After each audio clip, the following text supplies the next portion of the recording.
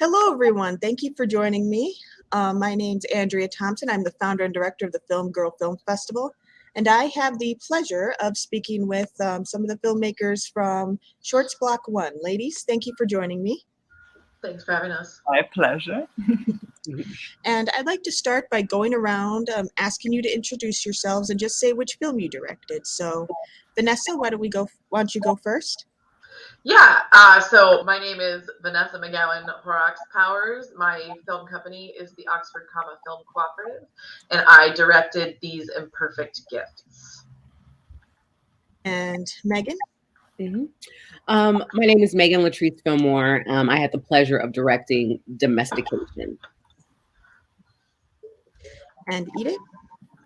Hi, I'm Edith, and so I just created the company officially, so I'm proud to announce it's Paprika Film Productions, and the title of my movie is Uncle Giga. Thank you. And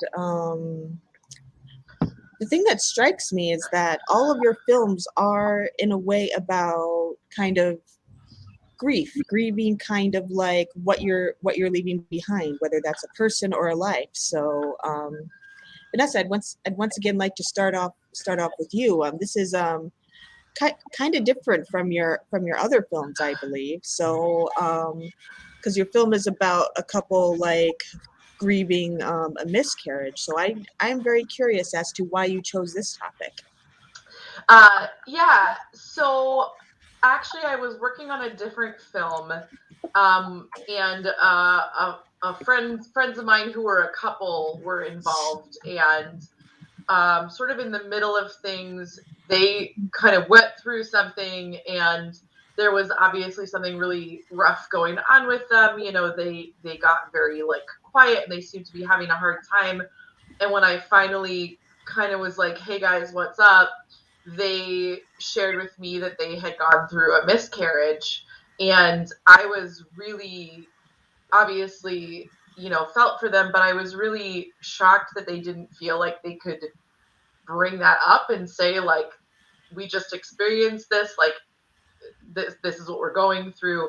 That it kind of felt on their part like I'm not going to say like a dirty little secret, but like something that they felt they had to keep secret. And it was through kind of my conversations with them that I realized the amount of like stigma and shame that is really associated with that, which led me to kind of start to take an interest in this idea, because I think anything that's like below the surface, telling stories is a great way to make people feel confident about talking about those things or to start those conversations.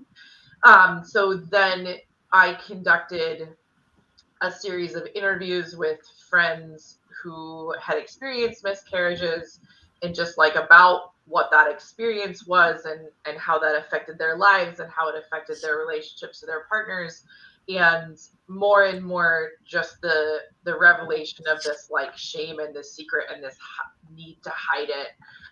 So really I wanted to do the film as a way to talk about something that I feel like people should be able to talk about and be able to be honest about when they're going through that, and to maybe use that as a conversation starter for that issue, for maybe people who've experienced that who don't know how to bring it up. Mm-hmm. Yeah, you wouldn't think so, but there does seem to be a stigma around that. Thank you. And Megan, wow, your film is about a dominatrix who's deciding to get married and struggling like with that, and leaving her past behind and kind of going through a new phase in her life and her issues with that. So I have to ask, how did you first encounter this story that you're telling? And you know what? I'll just start with that. Kim, who is the subject of the film, her business partner was a good friend of mine, or is a good friend of mine, and knew I worked in the reality TV space. So Kim wanting to do something like a Bridezilla, look at her getting married. That's how we got connected. What Kim didn't know was that I was obsessed with getting married at the time. I'm a person who's never really had luck in, love. And I've planned weddings. I've been a part of 8 weddings, actually. Wow. And so this project, finding someone who didn't want to get married for majority of the reasons women in Western society want to get married, was so interesting to me, especially at the part in my life that I was.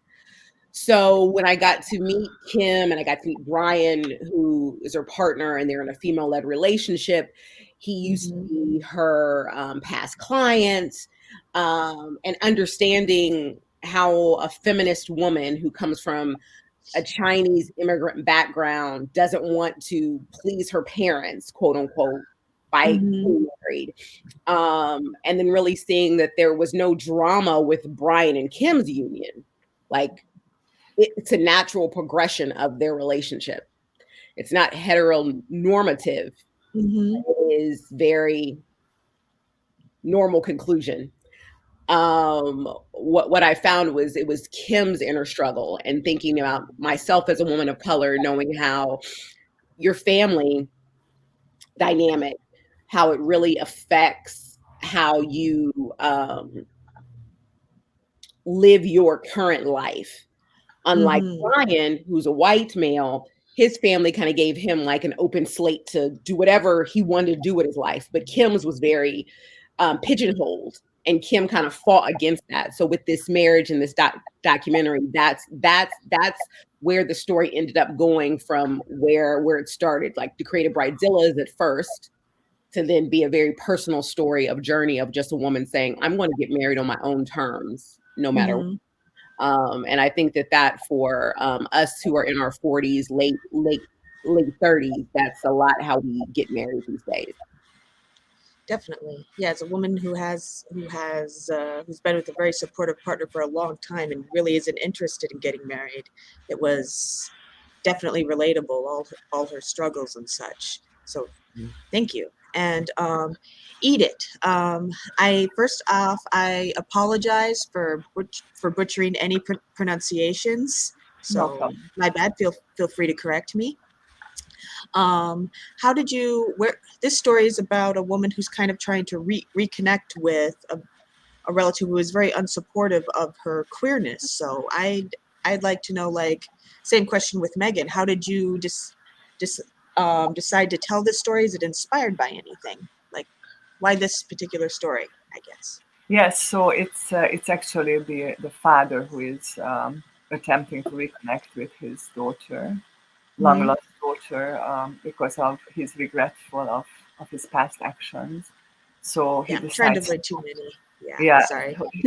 No problem. So he decides to. Yeah, it's kind of vague, I like to keep it vague, but he decides to immigrate to America to reconnect with his daughter and ask for her forgiveness. So this is a universal topic, forgiveness, right? Or here in this case, the possibility of forgiveness, which turns out to be not possible on his part, because in the end he cannot forgive himself, whereas his daughter can forgive him, or ready to forgive him, but he just cannot deal with it. So it's a very subtle story, very beautiful autumn colors, but it's also, so it's the lesbian couple and then also the story of immigration. So it's only like 10 and a little bit minutes. It was my thesis film, but it's very compact. So it talks into addresses a lot of issues. Yeah. Thank you. And Vanessa, I have a question. Well, frankly, related to your status as a female director, because that's still a qualification. It's not just director; it's female director. Because I'm pretty sure you don't have children yourself. That's correct. I don't. Well, Well, my question for you is, there was actually like a debate a few years ago as to whether women without children could write parents well and depict and write about children well without, and of course this was only limited to female authors. No one really mentioned male authors. So I was just curious, as a female director who was making a story very oriented around children and families, like, did you kind of run into any issues related to that? Not really. Thank goodness. Yeah, I would say, like, first of all, like, just because I don't have kids, like, family is a really important community to me, both Mm-hmm. my relationship with my parents and kind of the family that I've found, so I think that, like, it's very easy to relate to this sense of family and the sense of the family that you want to build, whether that's by relating to someone and saying your friend is a sister or whatever, or whether it's building it in terms of wanting children and wanting that. But I think also that was a place where I just really relied on, like I said, those interviews I conducted. I really tried to listen to where those couples were in their lives, that they wanted kids, and that was part of their goal for the future. And I think too, a lot, and this is kind of what I was saying, is like a lot of the people that came onto the film to work, a lot of the women who came on either had experienced miscarriages themselves, or had, it's like everyone on the film knew someone who'd experienced that. And so whether everyone had direct connection to that material or not, everyone had about a once removed connection to that material. And I think that that's what makes it poignant material, whether you're someone interested in kids or not, is that I think what's come out about that whole thing, sort of, it should be your choice if you don't want to have kids, but it also should be your choice if you do, and respecting both of those things kind of equally. And so, yeah, I guess certainly nobody like made an issue out of it, but I also feel like that's sort of why I conducted those interviews, to make sure that I was being really respectful to that journey and that experience, that I may or may not ever take myself. Mm-hmm. Thank you. Yes. Yeah. And Megan, I was really fascinated by your documentary, not just obviously because of the topic, which is bound to draw eyes, but Kim, your subject, as you mentioned, Kim's job kind of relies on her not being vulnerable, and she gradually opens up over the course of your film, and she allows herself to be incredibly vulnerable. Like, how did you said you had been a friend of hers, so like, how did you decide to kind of approach this and kind of almost persuade her to be vulnerable and tell her story so well? Well, one of the things is Kim not only is a dom, she's also interdisciplinary artist. So doing various shows that she had done in the past, she was used to recording. And one of the things that I tried to say is record as much as you can. And the things that really tied the doc together was not when we went in with a full crew and shot, like the wedding or the shower, the dress fitting, things like that. But when she was having breakdowns by herself, those recordings. And what was interesting, Kim didn't give those to me when we started editing. I had to keep asking. I said, I need this, I need that, I need this. And eventually it was like 30 videos that Kim gave, So at first, Kim just thought what we would be able to shoot would be enough. But then I put together it. I'm like, there's no story here, And so bits and pieces would give to me. I also, one thing that I learned from reality TV, the executive producers would go meet with the talent. And I was like, what are they doing to go meet with the talent? They would meet or the cast, should I say. They would meet the cast and really get to know the cast life. So Kim and I went to this restaurant called Alta in Los Angeles, and we would have these huge pork chops. And we would just sit and eat these huge pork chops and talk about life.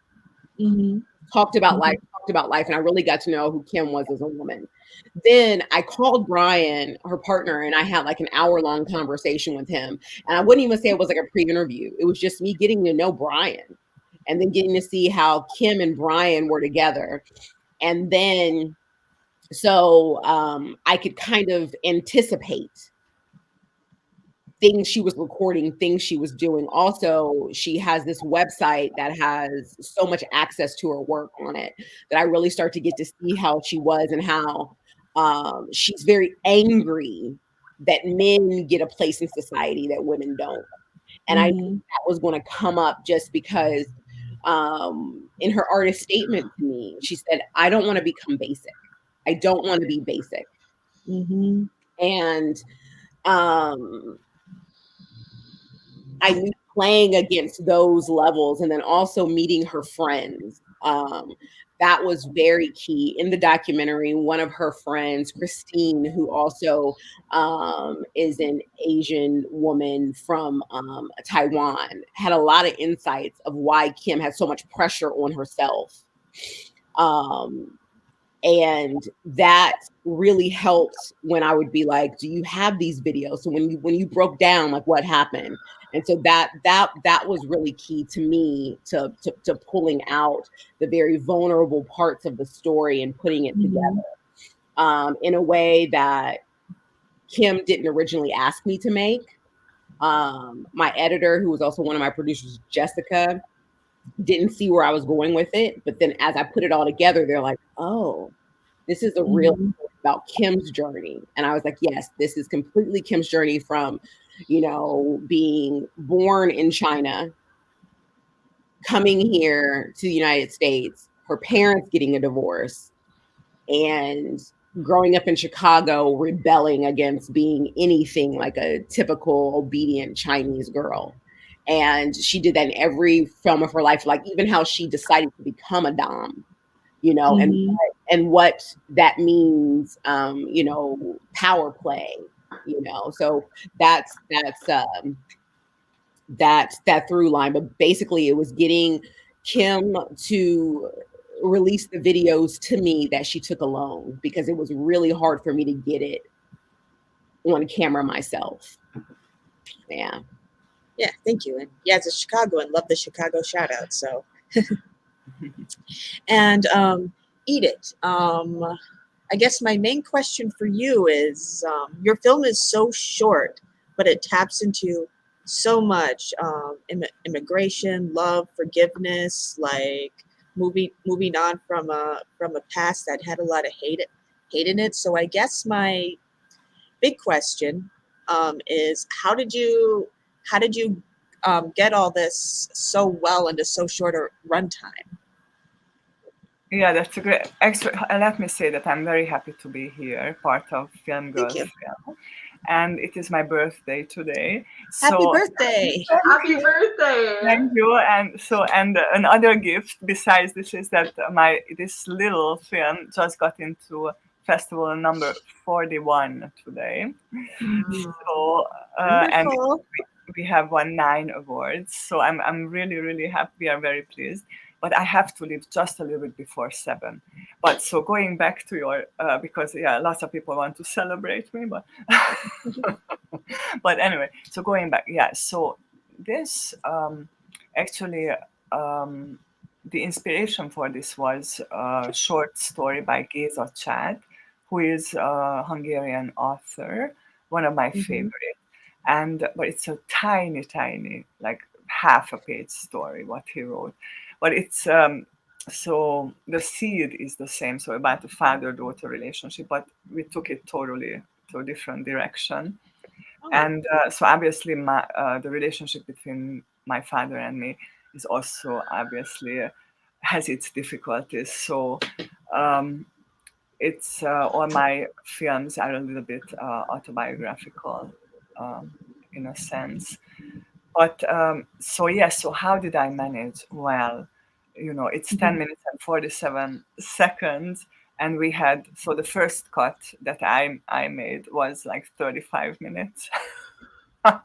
so so Mm-hmm. my heart was broken, but we had to get rid of a lot of stuff because I wanted it to be a short and like really around 10 minutes so that it has the best chance to get into festivals, right? But Mm-hmm. also because I thought that it was more powerful this way. And so we had to cut out a lot, like even scenes, like entire scenes, we just cut out brutally, brutally. Oh. But the main thing was to focus on really the possibility of forgiveness and how I can represent it. And Mm-hmm. um, so in a very subtle way, right? So the whole movie has this fall colors, very very warm, but then it has it. There are these little projections. Um, preparing the the ground for the conflict scene, which is also the color grading is totally different for these, right? Mm-hmm. So I'm not telling the audience what to think and how to interpret it. So lots of people interpret it differently than my intention was, but however they interpret it, it works. So you know, lots of people think that it has happened, the scene has happened. Actually, it didn't. It was just in his head. He imagined, he didn't dare to face his daughter in the end. So Mm-hmm. he left a little gift on the back porch and he left. Mm-hmm. But Thank you. but even this scene, you remember when she's laying the table, she's ready to invite him in.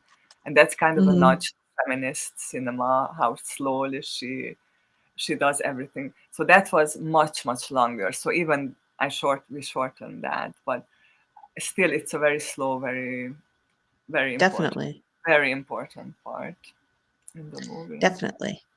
Oh, one thing. When did you say you had to leave? Oh, a little Because I'll try and before get. 7, a little before 7. So in about half an hour. Yeah, like 7. Yeah. Okay. Because yeah, it's like 12:30 where I am. So all right. Thank you. Oh, yeah. So at 1 I o'clock. just want to make sure, like, if you had to leave, I am in I thought so. Budapest. Yeah. So If you had it's to leave soon, I wanted to make sure I got 6. some good questions in. Yeah.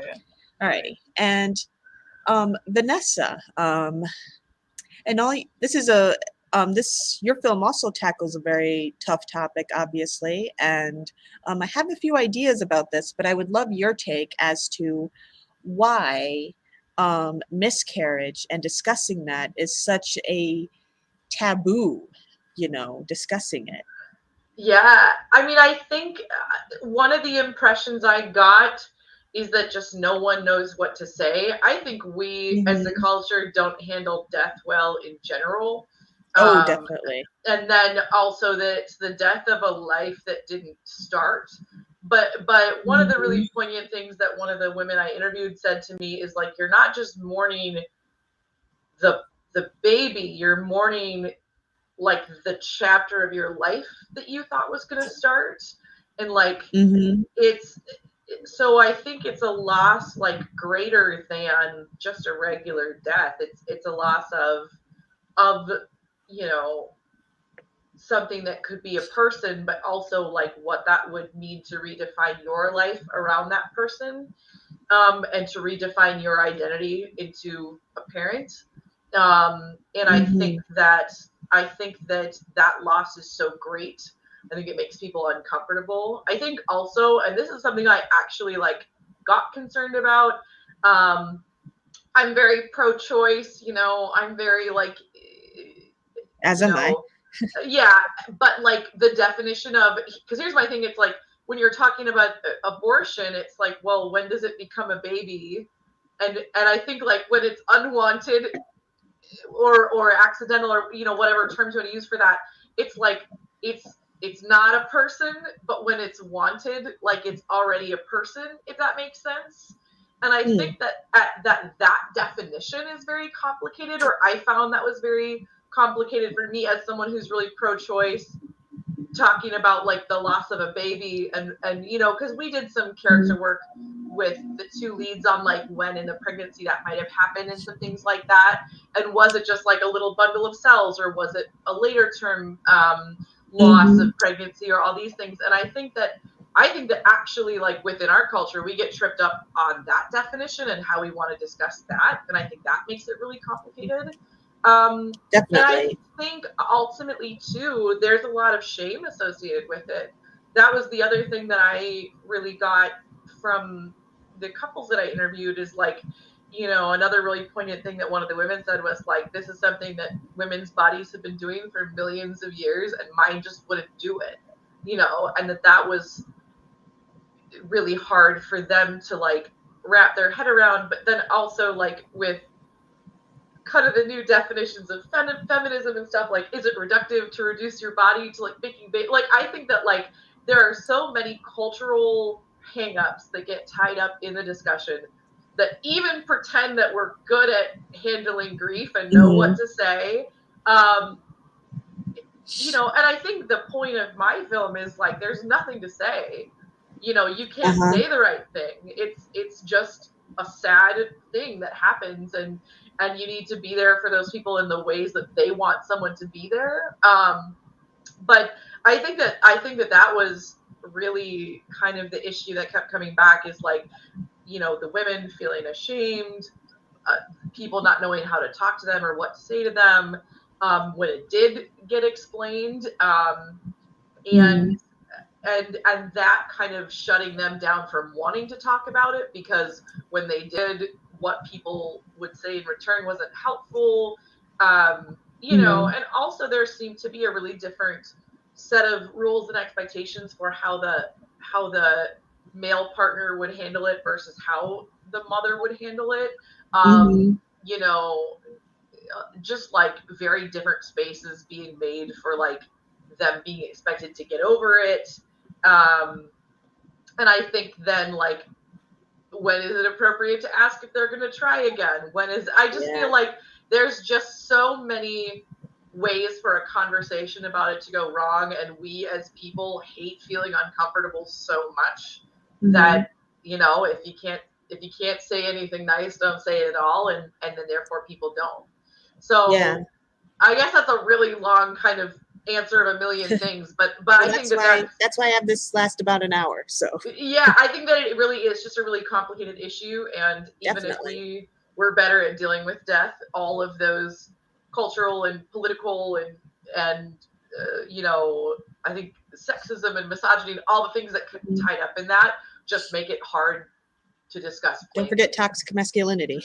Yeah, well, because also that, and that's something we tried to explore in ours a little bit too, is that you know, it's not just the woman feeling it. You know, the man is also going through it, and those separate spaces being created for them, and those separate expectations drive a wedge between them as a couple as well, and they're not able to like support each other in some of the ways that they could. So and as a very pro-choice, committedly childless woman who has a partner and isn't into marriage, it's still one of the saddest things for me to see is people who not only want children but have a loving home to give them and this loving relationship and are unable to. That is so painful to see.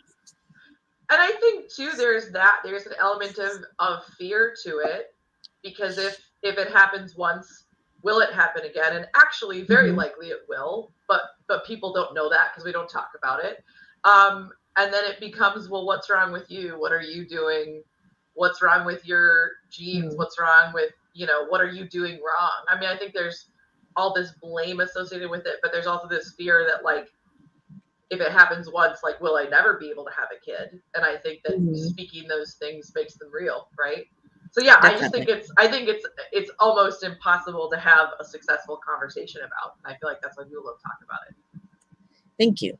And Megan, I'm gonna also get an open-ended invitation to, let's see how long this answer will be, because it's a complicated question, and your remark on that like made me think, your documentary taps into a lot of complications about marriage, especially for people of color, because I have a weird relationship with marriage in general, and so did Kim. And you mentioned you were very marriage obsessed. So how do you, well, at the time you were like, so I'm curious for you, like for you and Kim both, because you seem to have this in common, like how do you kind of evaluate your relationship to marriage, this very complex thing that's been used against women to various degrees and had in the past been basically been used as a tool of control. So I'm curious as to your thoughts on that. Well, I'm gonna try to not take too much time with it. As Vanessa had my mind thinking about so many things. Well, I'm going to step out of marriage in the Black community because I think that will take it to a whole other part, because it's in society, they say Black women are the ones who don't get married the most, and they do not get married to Black men. There's this whole myth, because it's a myth. It's not true. That's going on, and I'm just going to leave that there. But me being obsessed with marriage, I've never really been in love. And now I'm middle aged, and I mean being in love where it's reciprocated. So, and then I've lived a very full life. I've lived a very sorry, I said wow, but the way our society places so much emphasis on love and stuff, especially for women, that is surprising to me. Yeah, and so that is what it is now. Because of domestication, I'm no longer married obsessed, and it's not a negative thing.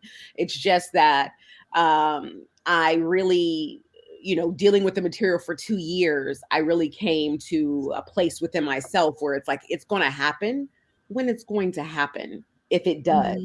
If I do get married. I'm also a bisexual woman. So for a long time, I didn't think I'd ever legally get married because I couldn't be married in all 50 states. So now that's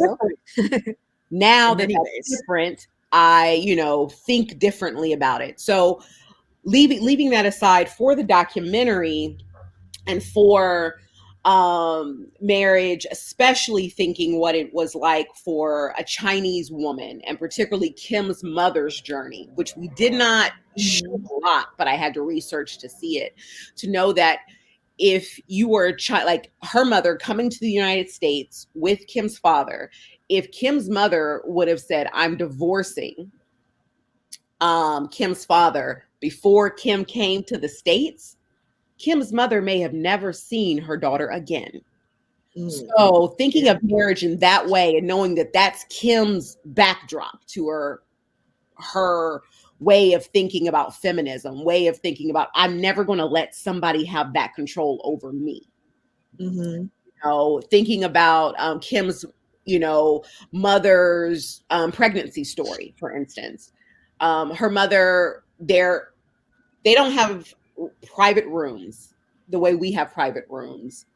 Even if there are 2 women in a room, it's 12 more in a room. You have to be quiet while you're pushing that baby into the world. Like it's a different level of hiding your emotions, keeping them quiet. So when you think about marriage and the way Kim was thinking about it, unlike Brian's parents had been divorced, just like my parents are divorced and remarried, us Americans, because I also got to see how, even though Brian is a white man, I'm a Black woman, our culture is so much similar in thinking of divorce and remarriage than Kim. Kim comes from, the feminism in the United States. We can't even understand the level of where a woman is placed in society. The way, Kim's background, and then she's being raised in Chicago at a time, punk rock is rising to the scene. She's past the third wave of feminism. It's just a different lens. And then also her mother, got divorced. So Kim was raised in her mother was very revolutionary in herself, and her mother didn't marry any more Chinese men. She went off to marry white men, white American men, which is not in there. So long story short, to try to get it to fit in this, thinking of what marriage is, and what I think is very poignant about the documentary is Kim's parents wanted her to be a perfect girl, which in Chinese society, I feel like parents want their kids to be perfect, and when they mean perfect, not cause any ruffles, to just fit in and just, go along with the status quo. Kim didn't go along with the status quo in the way she lives her life, but she chose a partner that was perfect for her. And so that need for perfectionism, she found it in the love that she found in Brian, even though it's not, traditional. And in the doc, her dad says that they're a perfect match. It's, a gift from God. Her mother is overjoyed. And just so you know, now they have a child, and they're raising their child in the quote unquote non-traditional way. Little Bo, he's so cute. And so, that sort of challenging what marriage was from when your parents got married to what it is now, and making it, as quote unquote non-traditional but harmonious for you is what this is about. And, me as a filmmaker going through the journey, realizing, I don't need to put on a white dress. He might not even have to be a black man, to make it. I'm a woman. I am validated regardless of whether I get the ring, whether I get the ceremony, is so important to feminism, and to people who are born with vulvas. Because I also want to say that Kim is she, or some of her pronouns, but all pronouns Kim will answer to it, which I think is very, very interesting. And also, if you didn't see the doc, she gives Brian a chastity belt. So as the wedding gift, as just a nod to like, this is not traditional. So and she did rock that dress, I will say. Thank you. And Edith, I want to well, I think the answer to this is kind of obvious in our world, but it's, you place a big, you decide, although the pain is very present in your film, you decide to focus ultimately on forgiveness, and yet it's a very complicated kind of forgiveness. You mentioned the ending, so I'm kind of curious as to why you decided to focus on forgiveness for your big open-ended question, and why you decided to make it more complicated rather than this than the usual, like I don't want to say schmaltz, but this sentimental all is forgiven scene at the end. So I'm curious about that. Yeah, well, I'm Hungarian, so maybe that explains it. That right. we don't make Hollywood movies, so not happy end. It's very, very rarely. In comedies it can be happy end, but otherwise. But so I grew up on pretty heavy European cinema, and but also it didn't. I mean, in a way, it is bittersweet, right? It is happy because the daughter, right? She is ready, so she really grows and she is ready to forgive. But it's just this was such really such a negative and such a horrible act, what he did, that he cannot forgive himself, and it's okay. He cannot forgive himself, and he made all this journey, and that the steam engine. I put the steam engine in, right. That's a very symbolic, the journey, but also the old world, right? I shot it in Ohio, where this is very unique, the steam engine. And it was our last chance, right? Because it would leave for the last time. So I told my crew, okay, this is it. Either we do it or we don't. But we made it. So, and it turned out really, really, I mean, I had an amazing DP. And I shot it actually with an all-woman crew. Yeah, which Wonderful. was really not easy to find. But yeah, it was a question of principle for me. Even though I faced some objections, but I managed. So I'm very, very happy with that, and happy about that. And even in the post, right, the editor is a very famous female editor, and but of course I also work with men, but so it was important for me to shoot it with an all-woman crew. But I don't know if I may address Vanessa a little bit. Can I? Can I? Because so Sure, I guess you can talk to each other. I'll allow that.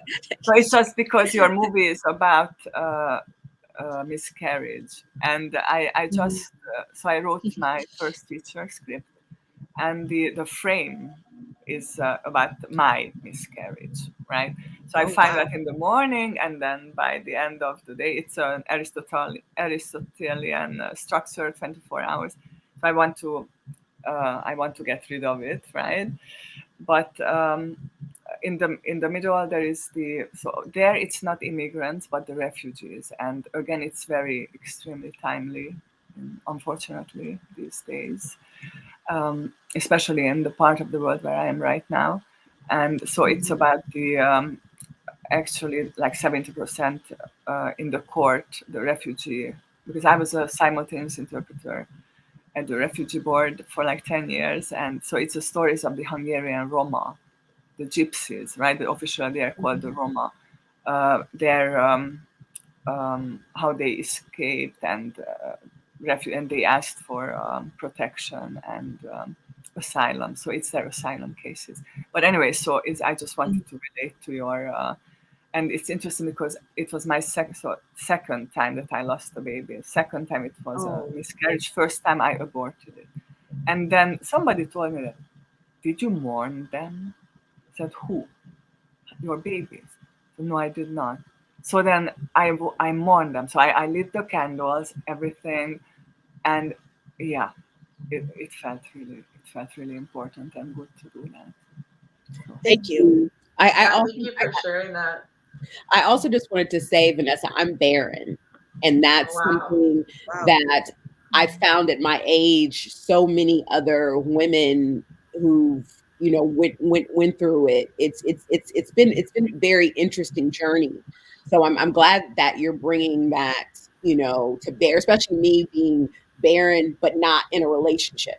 That's something you don't hear about often. Yeah. And it's way more common than people think. When I was younger, like when I was in my early 30s, people would be like, "Ooh." Now I'm a little older. It's not as people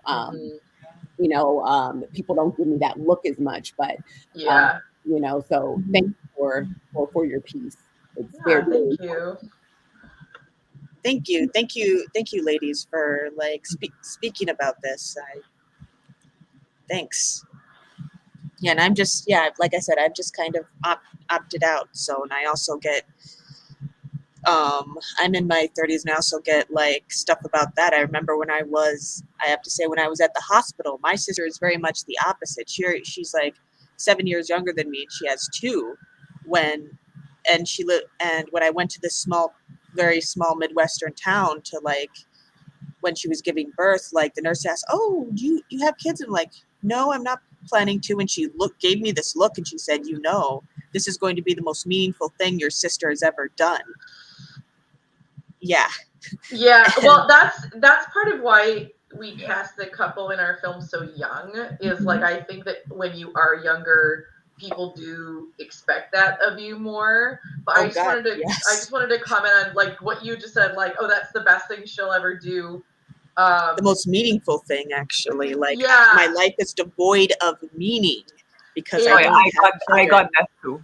My my husband's father, like on his birthday, will always like thank his mom for giving birth to him and being like and he'll say stuff like that, like, "Oh, best thing you ever did, best thing you ever did."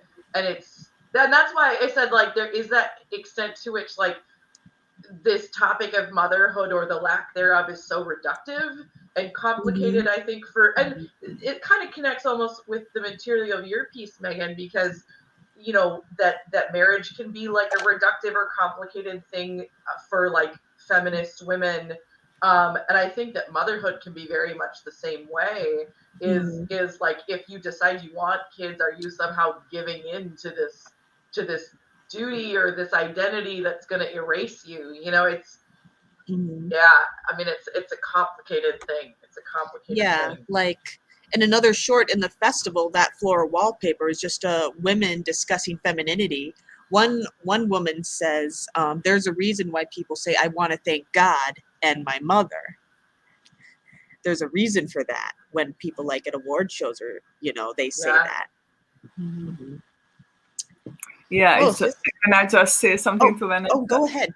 Go ahead. So it's my birthday today, and I didn't thank my mother for giving birth. What I told her was that I am grateful that I was born to you. That's what I told her. Yeah, I tell my mom all the time, like, I'm so grateful that you're my mom. I'm so grateful that you raised me the way you did. But it's like, I'm grateful for you being you and our lives interacting with each other, not like, thanks for squeezing me out, mom, because that's like, you do, and not to reduce that act, because of course it's, I've been in the room for some births as well, and it's of course your choice. It's also our powerful choice where we are born, right? Right. Everything changes when you have a choice. Everything. Right. And I just think that like women's identities, people's identities as parents, as mothers, it's not just giving birth, it's then like what kind of mother you choose to be after that, So. Definitely. Ooh, wow. Thank you again for that discussion. And Vanessa, I actually wanted to ask. Oh, Andrea, really quick before we, leave, because I know we have the birthday woman that's going to take off. All three of you, I sent follow request to your Instagram, so that's me, so that we can, all stay in touch for these. I was actually thinking about that. Okay, thank you for that. Okay, excellent. Oh yes, Edith, we have like about 10 minutes left. So yeah. All right, then I'll direct another question to you, Edith. Do you plans for your next film? Yes. Like, what are your next projects? So I graduated. So I did my MFA in 2020, and then after in the States, and then I decided, because I lived in the States and in Canada for a very, very long time, so I decided to come back to Europe, to Budapest, but yeah, so I've been working on 2 movies here.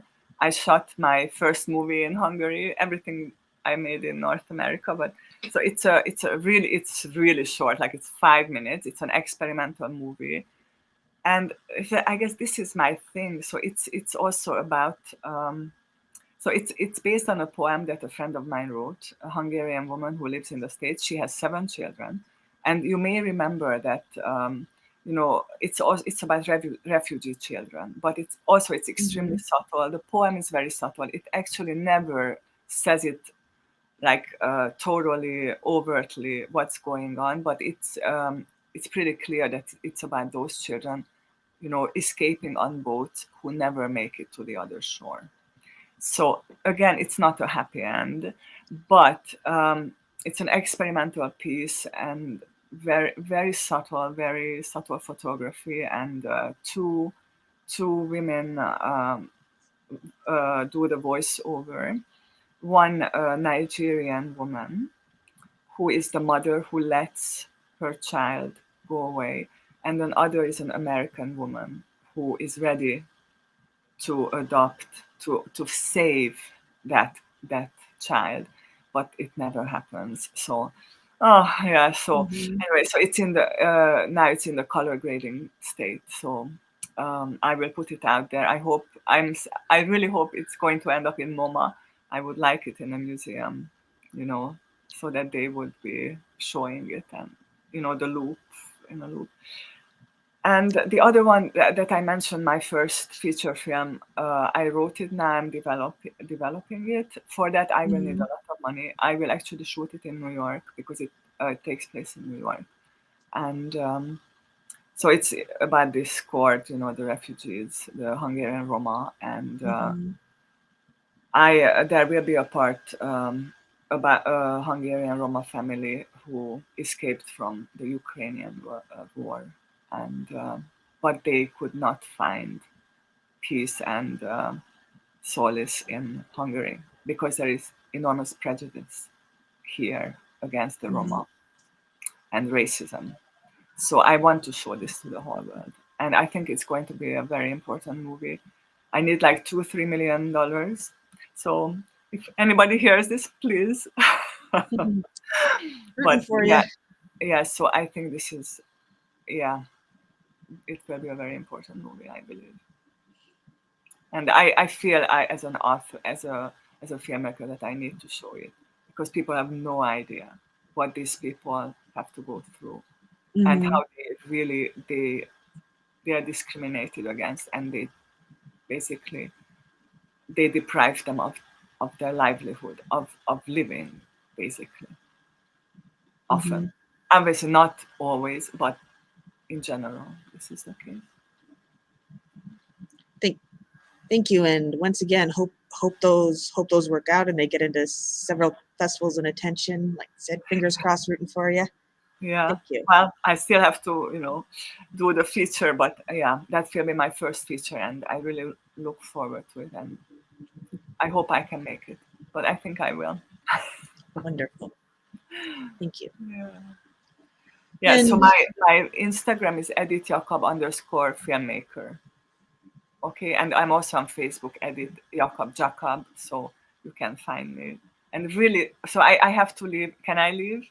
Of course. Yeah, See thank you. you. Thank you so much. Really, I really appreciate, and I'm very happy to be part of your festival and to have met these lovely girls. And I wish you peace and love. You Bye. as well. Bye. Bye. Thank you. Bye-bye. Okay. Okay. Wow. Thank you. And we're coming up to the end. So, Vanessa, I think I'd like to ask you about your upcoming projects. Yeah. So I just finished another short called 50 Milliliter about alcoholism. That is going to premiere at the ZFest Film Festival in about a month here, and then hopefully hit the film festival circuit after that. So that's a short project that I'm really excited about. I also have another project called The Man in the Long Black Coat, which is a visual poem about an abused woman in a small town that is just going to be hitting the festival circuit this year. And I am in post-production on a feature. It was a horror film called Sins of the Father that we shot last fall in rural Minnesota. I'm sorry, we're supposed to call it the greater Minnesota area. But we shot it in my hometown, actually. And it's about a teenage boy and his mother, and they're going back to visit the family home after the father has died. And as they clear out the house, it's revealed that they were part of a cult, and that this cult is still very much around. So it was a sort of family drama / horror film in the vein of something like Hereditary. And yeah, we're on about the 5th draft of that in post and just about to move into color and music and sound. So those are the 3 balls I'm juggling right now. And then as far as pre-production, we're kind of trying to decide what's next. I think the feature has sort of been so all-encompassing that I've literally anytime it comes up, I'm just I'm not thinking about anything until this feature gets off my plate, because I'm the editor as well as the director for it. So really, until that leaves my computer, it's about all I can think about film-wise. Yeah, but that's how much the film fest is dominating my mind and life right now too. So yeah. All right. And last but by no means least, Megan, what projects have you got coming up? Well, I'm just starting my company called Hudson Fillmore. And so the first project that I did, we shot last week. It's called Agents of Change. And we just so happen to have an all trans cast. Oh, And wow. yeah, we're Sorry, is this a feature or a short? short. Oh, And so I'm just producing that. Producing is my wheelhouse. My mhm. day job, I'm a production executive for Paramount. So I work on movies of the week, primarily for BIPOC filmmakers. So that's what I do for a living. But on Wonderful. the side, that this is what I do. And so I was able to do that project, and we have one more scene to shoot, and then we're done. But so that happened, and then for me, I want to direct one more piece that I'm going to write and direct um, about a pod that took place between a man and a woman, and during Los Angeles's COVID lockdown. Which, if you didn't Mhm. live it, you don't understand it. Like it's totally. It was PTSD that only those in Los Angeles can understand. And so, Mhm. and also being a Black person during COVID 2020, middle age, I was able to make the most money in my life because George Floyd died, which is a very odd feeling. Companies gave money to upwardly mobile people, and the person I was in a pod with benefited as well. So just seeing how 2020 to 2021 changed in Los Angeles and also Black. So it's a movie called Soul Tie about this pod that was made. With Wow. LA was the thing. So and I really want to showcase that is the type of movie I want, the type of movies that I want to produce eventually. I know independent cinema is going out of style because of what's happened with our economy, but that's what I eventually want to do. Like I do want to, I will be leaving my day job at a point and producing these movies, and I wanted to look at as movies that have a womanist lens, that also have larger body types in the roles. And so in this particular short, Soul Tie, the woman is a plus size woman, Mhm.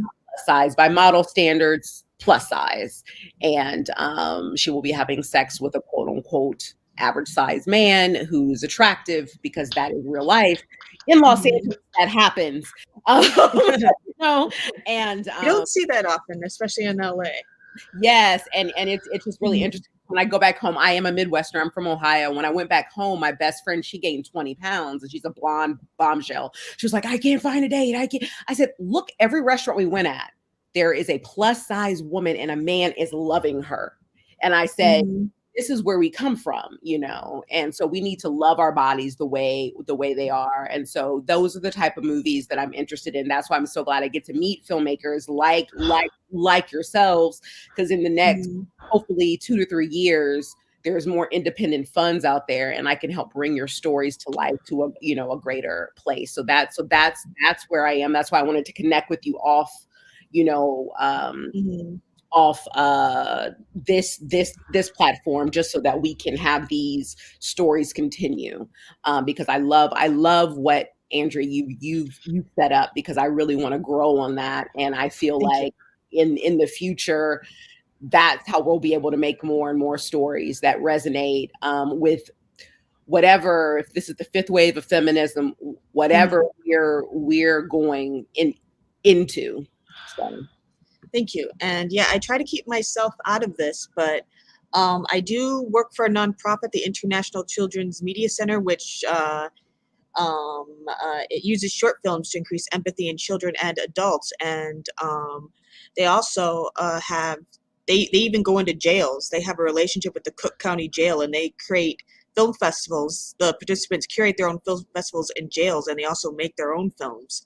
So if you guys, I'll be saying this after the film fest is over, I'll be reaching out to a few who I think are suitable, but future projects, please get in touch with me, because yeah, so many short films are so underrated, and yeah, and that's what we use in our programs. We work with a lot of communities that have been traditionally been underserved. So yes, but get in touch and everything, because yeah, this is what I started the festival for too. So, and thank you all for joining me. Thank you all for sharing such personal stories. I did not expect this conversation to go this way, but I'm so glad it did, because as a film critic, you kind of have to, generally when I interview filmmakers, you have to keep it short and pithy, and I love these longer, more complex conversations that go in unexpected directions, I must say. And that's our hour. So once again, thank you. And we can always use more. Yeah, please spread the word about the film fest. So, and everything. Always looking for that marketing. We are. Thank you for having Thank me. you. Yeah, thanks so much for having us today. Great to meet you. Great to see you. Great to talk with you both. Mhm. And you have more interviews today, right? Oh yeah, two more group interviews. Best of luck. I hope they are as interesting and charming as we were. Thank you. Oh, it might be hard to top this one. Oh, shouldn't have said that. No, it's my favorite. I don't play favorites. Bye. Bye. Thank you. Mm-hmm.